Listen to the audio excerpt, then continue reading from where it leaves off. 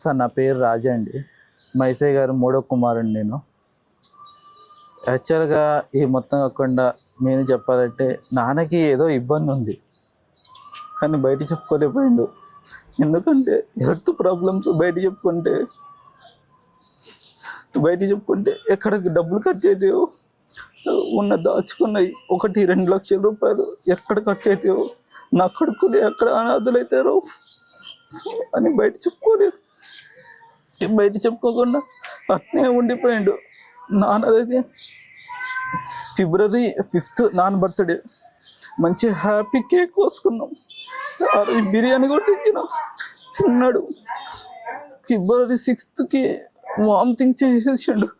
మాకేం అర్థం కదా పాప. అదే ఆఖరితో నాన్న నాకు ఈ చొక్కా షర్ట్ కొట్టించిన, నాన్న నాకు బ్లాక్ కలర్ నచ్చదు కదా నాన్న, నాకు వేరే షర్ట్ చేస్తావా, డిస్కౌంట్ అవుతుందా అన్నాడు.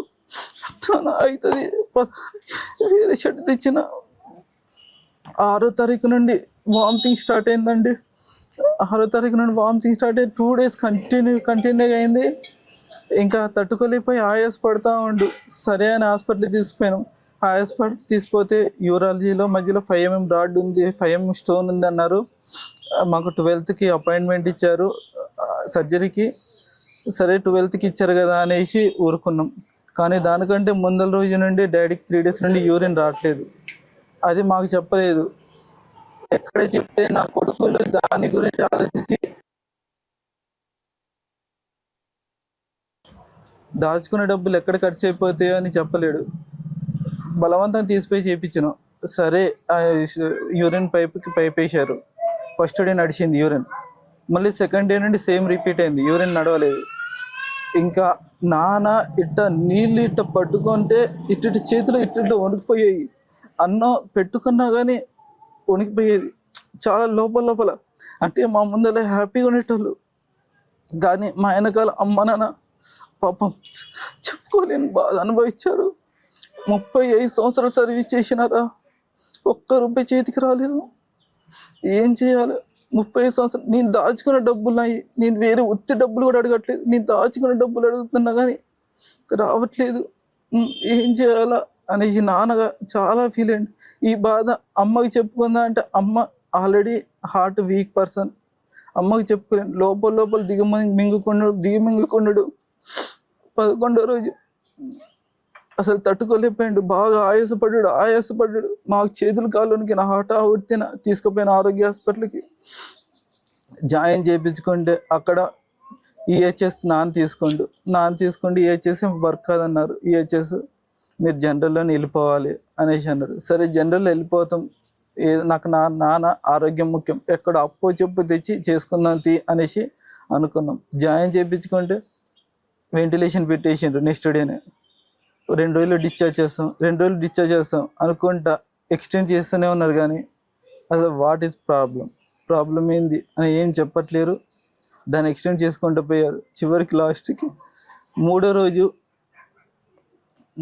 సార్ అసలుకి నాన్నకు ఊపిరి ఉన్నదా, మొహం మీద అడిగేసి నాన్నకు ఊపిరి ఉన్నదా సార్ అంటే చూపిస్తుందా అనేసి ఇటు కొట్టి పాపం అప్పుడే మెలుగు అమ్మ అంటే అమ్మ ఎంత ఇష్టమో నాన్నకు అప్పుడు అర్థమైంది.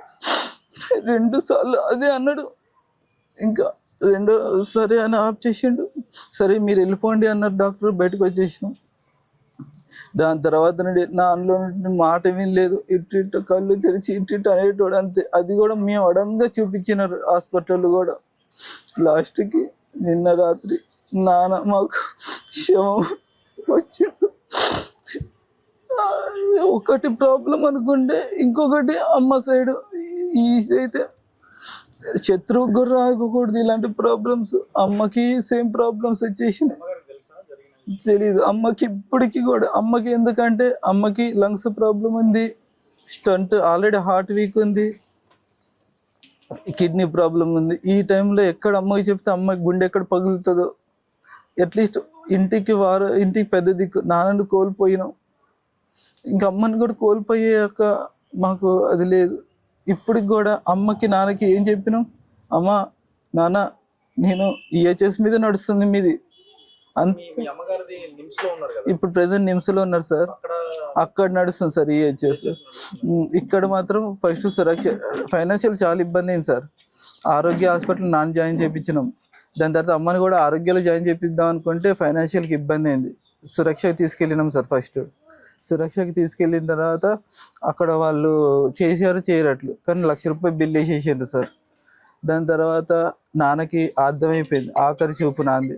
అట్లీస్ట్ అప్పో చేసిన అమ్మకి కడసారిగా చెప్తున్న చిన్నగా, అమ్మ నాన్న పరిస్థితి కొంచెం క్రిటికల్గా ఉందమ్మా, డాక్టర్స్ చెప్తున్నారు క్రిటికల్గా ఉంది నాన్న పరిస్థితి, దక్కదని చెప్తున్నారు, కానీ ఈ 2 రోజులైనా నువ్వు నాన్న పక్కన ఉంది రా అనేసి తీసుకొని వచ్చి బయట తీసుకొని వచ్చి అమ్మ నాన్న బెడ్ పక్కకి పడుకోబెట్టినాం సార్. ఇంకా మాకు అర్థమైపోయింది, ఇంత ఫేస్ చూపిస్తే చూడండి, ఇంత లావు ఉబ్బింది నాన్నది.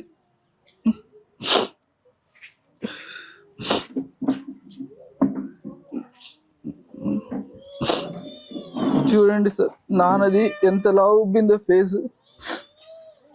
చిన్న మొహాన్ని ఇంత లావు ఉబ్బు చేశారు. ఇంకా మాకు అర్థమైపోయింది నాంది, కానీ డాక్టర్లు అయితే ఏం చెప్పట్లేరు, బతకట్లేరు. ఇంకా అప్పు తెచ్చాను కానీ అట్లీస్ట్ అమ్మ పక్కన 2 రోజులు ఉంచుదా అనేసి అమ్మ పక్కన ఉంచేసాను.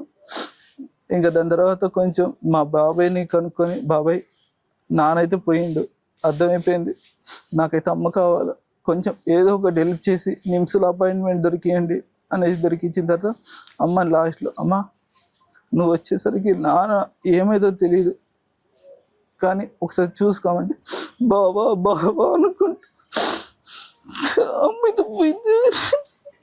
ఇప్పుడు నార్మల్గా వెళ్ళింది అమ్మ, కానీ ఇప్పుడు అక్కడ పోయేసరికి అమ్మ పరిస్థితి కూడా వెంటిలేషన్ మీద ఉంది. ఇప్పుడు అమ్మ కూడా దక్కుతుందో తెలియదు. ఇది మొత్తానికి కారణం మాకు డబ్బు లేకపోవడమేనండి. 30 సంవత్సరాలు చేసి నాన్న సర్వీసు, ఇప్పటికి ఒక్క రిమార్క్ లేదు. లాస్ట్ నాన్న ఫిబ్రవరి 28వ తారీఖు దిగిపోతున్నాను, కానీ 27వ తారీఖు కూడా బట్టి సార్ దగ్గర ఎస్కాట్ ఆఫీసర్ పనిచేసి వచ్చిండండి నాన్నగారు. ఎస్కాట్ ఆఫీసర్ సార్ నాన్నగారు. Sir 2025 sir last last day వరకు ఎంత పంచువాలిటీకి పనిచేసిండో ఒక్కసారి.